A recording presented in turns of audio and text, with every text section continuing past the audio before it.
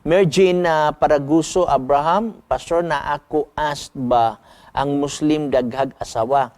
O kira sa ilaha, tinuod ba na nakabutang ba na sa Bible? Kay maupod ila ingon kay si Abraham, King Solomon, daghan og asawa. Okay? Igsoon, wala man naging sa balang kasulatan din ni Igsoon nga ang pagpangasawa ni Solomon okay to, dili to siya sala. Kung imong tanawon gani ang balang kasulatan, kakawangan ang tangan. O adunay pagpanghinulsol nga nahitabo hasta si David adunay pagpanghinulsol na hitabo tanan nimo ang Salmo 51 na ginulsol si David siyang gibuhat. Ang kang Abraham igsuon wala man to imong gidungan to niya tanan. Okay? Namatay una si Sarah ay niya giasawa si Keturah. Kung imo nang basahon na adi ang istorya igsuon sa Genesis Kapitulo 19, 20, 22, 23, kamo na lang mabasa niya na. So, pagkamatay ni Sarah, giasawa niya si Keturah.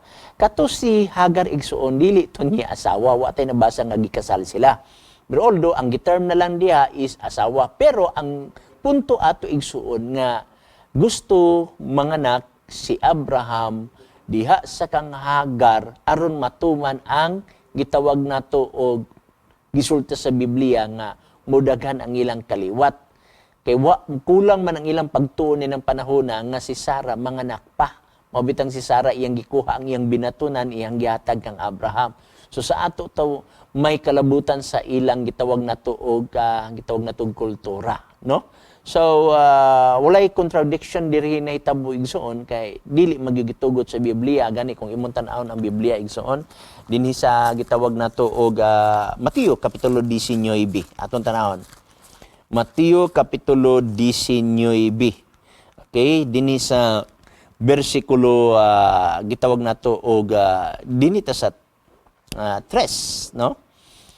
Og dihay mga Parasiyo miduol kaniya og misulay kaniya pinaagi sa pagpangutana nga nagingon alang sa usa ka lalaki uyon ba sa kasuguan ang pagpakigbulag niya sa iyang asawa sa bisan unsang hinundan. Siya mitubag nga nagingon wala ba ninyo hibasahi ngas nagbuhat kanila sukad sa sinugdan nagbuhat kanila nga lalaki ug babay. 5 og nagingon tungod ni ining maong hinungdan kinahanglan pagabiyaan sa lalaki ang iyang amahan o ang iyang inahan o makig-ipon siya sa iyang asawa o silang duha mahimong isa. So nag-quote si Jesus Christ dito sa gitawag og Old Testament.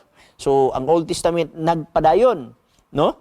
Now, dinhi kung imong tan-awon sa bersikulo 7:8, sila miingon kaniya nganong nagsugo man lagi si Moses sa paghatag og sulat pamatuod pakigbulag og sa ingon ni ana ang lalaki makabulag siyang asawa kanila mitubag siya nga nagingon tungod sa kasugutsutan ninyo kasing-kasing gitugutan na lang kamo ni Moses sa pagbulag sa inyong asawa apan sukad sa sinugdan dili ni mao.